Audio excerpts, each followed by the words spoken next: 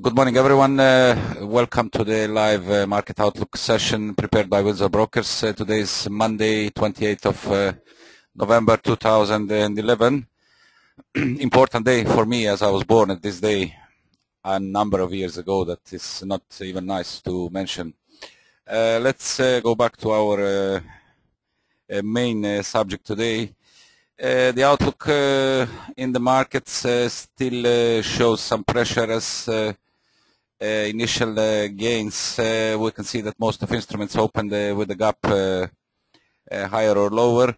Remains under pressure. There was some positive news proved to be fake at the end, proved to be not realistic, mentioning that some 600 billion euros of help from International Monetary Fund was nearly agreed for Italy. However, this showed at the end that it wasn't realistic, as such a big amount even the IMF cannot provide. That gave actually some boost to euro and sterling, but shortly both pairs actually paired this gains and returned back under pressure. The majors, euro and sterling remain, especially euro remains under heavy pressure. It's narrowing its 1 month downtrend and aiming still to the downside, which mostly looks like a retest of 130-145. Our key short-term level is imminent. The commodities are regaining ground again, especially being boosted by recent so-called positive news that are still not confirmed and actually proved that are incorrect. However, the outlook for world economy doesn't look very good. The world economy is actually in a slippery slope, and the Eurozone appears to have tipped into a mild recession, and the rest of the global economy is struggling to hold onto firm ground. China is slowing, Japan exports are tumbling, Eastern European countries are wobbling as credit dries up from a pullback in lending by Eurozone banks. In the United States, from the other side, the improving downward revision to the third quarter down to 2% boosts some of the optimism for a strong fourth quarter. Consumer spending slowed in October, and businesses investment weakened, showing a recovery that remains weak and vulnerable to shocks. Against this uncertain backdrop, financial markets are volatile, as European leaders failed to deliver any credible solution to the sovereign debt crisis, and also U.S. lawmakers hit gridlock on slashing the budget deficit, further eroding business and consumer confidence and damaging the future growth prospects. The U.S. labor market also increases this problem. 2 years into a recovery in which corporate profits are robust, hiring should be rebounding sharply, but U.S. employment numbers due this week on Friday are expected to show an economy treading water, with 120,000 new hires in November forecasted for this Friday, up from 80,000 the prior month, but way below the level needed to improve the outlook. From the Europe, again, Germany and France are now exploring the radical methods of securing deeper and more rapid fiscal integration among the Eurozone countries, aware that getting broad backing for the necessary treaty changes might not be possible. Germany's original plan was to try to secure agreement among all 27 Eurozone members for a limited treaty change by the end of 2012 to basically make it possible to impose much tighter budget controls over the 17 Eurozone countries, a way of shoring up regions' defenses against the debt crisis. But in the meetings with EU leaders in the past couple of weeks, it has become clear to both German Chancellor Merkel and the French President Sarkozy that it might not be possible to get all 27 on board. Even if that were possible, it could take a year or more to secure the changes, while market attacks on Italy, Spain, and now France suggest bold measures are needed within weeks. As a result, senior French and German civil servants have been exploring other ways of achieving the goal, one being an agreement among just the Eurozone countries.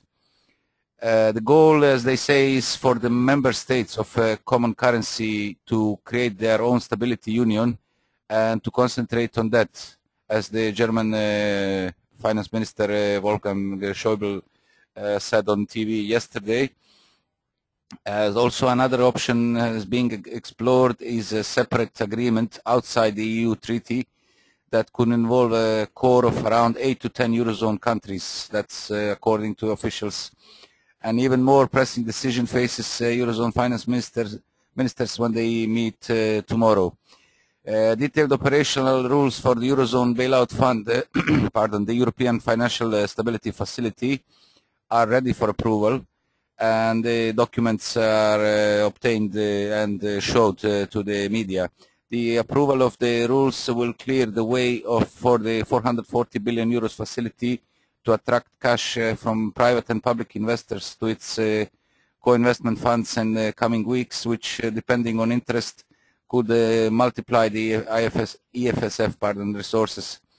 With Germany opposing to the idea of the European Central Bank providing liquidity to the EFSF or acting as a lender of last resort, the Eurozone needs a way of quickly calming markets where yields on Spanish, Italian and French government benchmark bonds have all been pushed to Euro lifetime highs.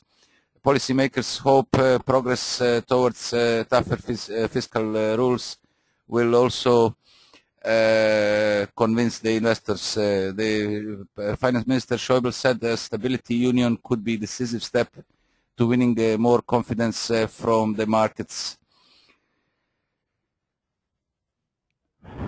As we can see, the news are still quite colored in dark colors, and we'll see the development. Actually, now it's mainly depending on the France and Germany and their decisions how to come out of. There are heavy comments from analysts around the world saying that split of Eurozone is imminent and it's just a matter of time, while some other comments are showing more optimism and considering current quite bad situation, but seeing the break of the Eurozone still far away and not likely and not possible. Basically, the main problem of currently of the Eurozone is that there is a monetary union, but with each country regulating its own fiscal policy, and this actually is the main obstacle for the handling current crisis. Also, in the treaty of the European Union, there is nothing mentioned about any country possibly leaving the zone. So this is another question that has not been raised during the writing this constitution. That it's possible, of course, that someone might decide to leave. And everything was prepared based on this, that everyone will stay. Now we'll see, as the main paymasters of Eurozone, Germany and France, and actually the biggest economies in Eurozone, are working hard. The time will show now what will be their decisions and whether they will find some solutions or not. Week calendar for today, the German preliminary CPI by the regions is due to be released today, and it's coming one by one. It will be released during the day. Still no one single coming out. At 9 o'clock GMT, so in approximately 40 minutes, we'll have the from Eurozone M3 money supply that is expected to raise by 3.4% compared to 3.1% previous month release. This is on yearly basis, and private loans also on a yearly basis. 2.6% is today's forecast versus the previous release at 2.5%. and at 12 o'clock GMT, German GfK consumer climate expected to decrease slightly to 5.2%, which is today's consensus, versus 5.3%, 5.3, pardon, the previous release. From United States at 1500 GMT, new home sales expected unchanged at 313,000, as the previous release was at the same level.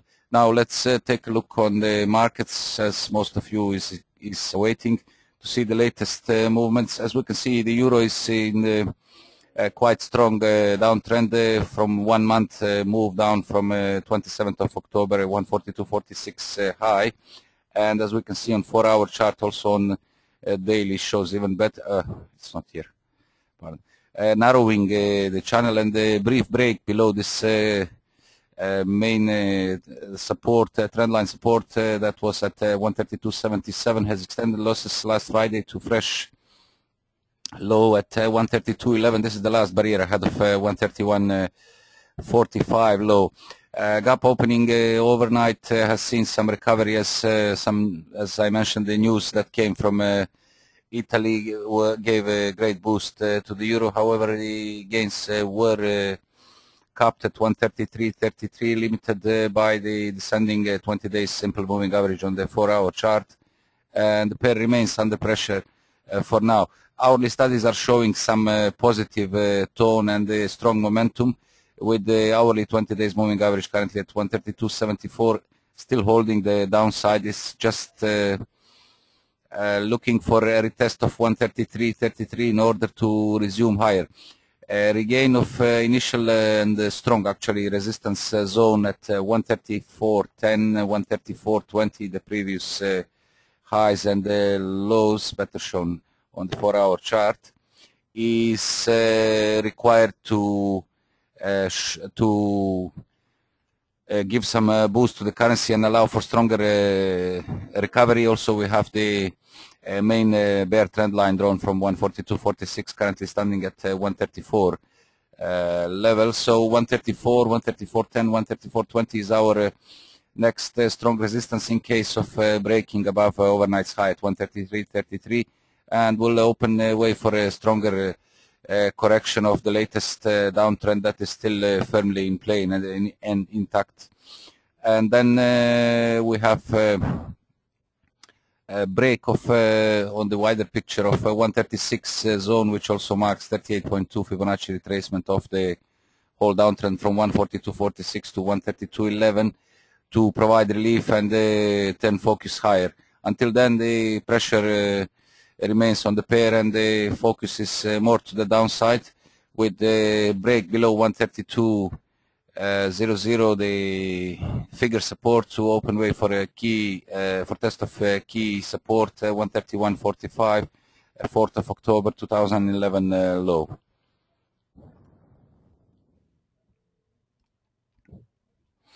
A similar outlook for British pound, as hitting a fresh low at 154.22. As we can see on the daily, this was one of our targets, previous low of 7th of October. This was actually the two targets that we have mentioned before, the 152.71. One was 154.22, the other one was 153.26, 22nd of September low. The 154.22 contained the losses on Friday, and we are currently in the corrective mode. The immediate resistance now is at 155.24, which is overnight's high, after again gap higher opening, with the resistance at 155.64 staying still intact for now. This was required to ease the current bear pressure and open way for a stronger recovery. And then we have a cluster of resistances at 155.81, the low of 22nd of November, and 156, 156.11, and the upper side of the short-term consolidation here, the ceiling at 156.90, which is also the previous low, and this is actually strong resistance, a break of which would turn the focus higher. Currently, the pair is attempting to regain the 155 handle, where the 20 days moving average is currently capping the upside, above which would give some near-term action higher and the possible test of 155.64, our initial barrier. Overall outlook remains still in firm bearish mode, and the extension lower and possible retest of 152.71 is very likely in the short term. However, the correction at the current correction, it might delay the final push, and we may see some stronger correction in case of break above 155.64, 156 zone. Dollar yen maintains near-term bull trend of 77 zone, where the latest bounce occurred, clearing 77, 31, 77, 50, and 57 barriers. These are the spike highs, and so far seeing 77, 78 high posted on last Friday late afternoon hours. Gap lower opening found good support at 77.44, which is 77.50.30, our initial support zone, and holding above here keeps the near-term focus still higher. Clearance of 77.78 opens the channel resistance, which currently stands at 77.90, and then 78.00, which is our main short-term target. A break here actually is required to signal some stronger gains, while failure to clear would keep the pair still within the raising channel, but gains limited at 78. At this point, only loss of 77.50 might be slightly bearish, and my risk return back to 77 support zone.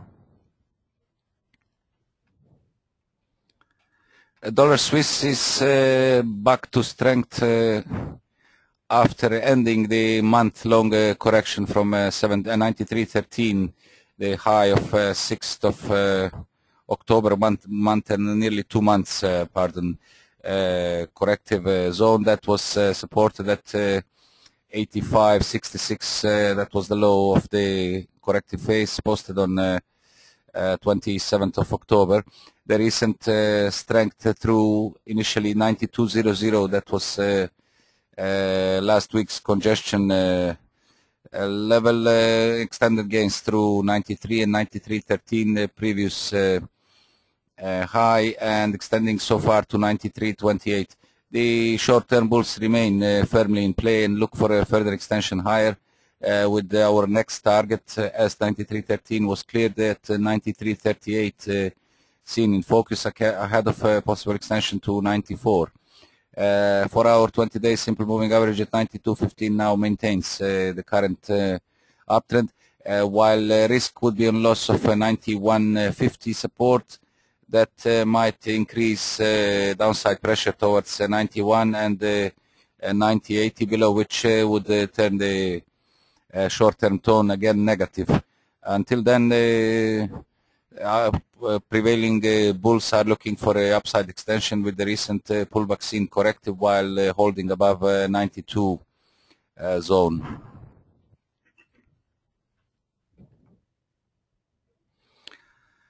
Now we are in the commodities. Gold is back to strength, as driven, like most of the instruments lately, by the fundamentals.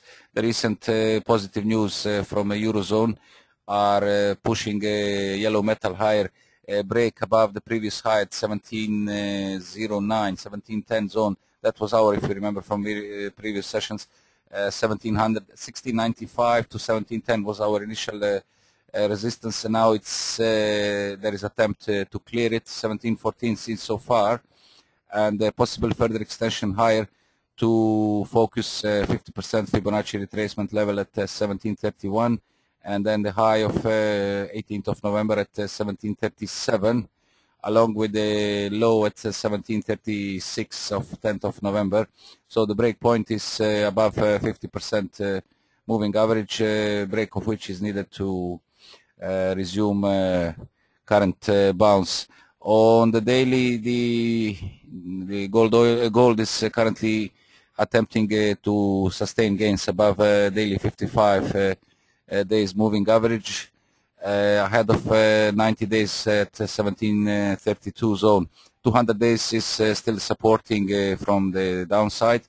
However, the MACD is still below the midline, and this might give some further pressure to the price action. I would say break above 1735, 1740 zone, where is also 20 days daily moving average, would be signaling a stronger recovery and possibly refocus previous high at 1802.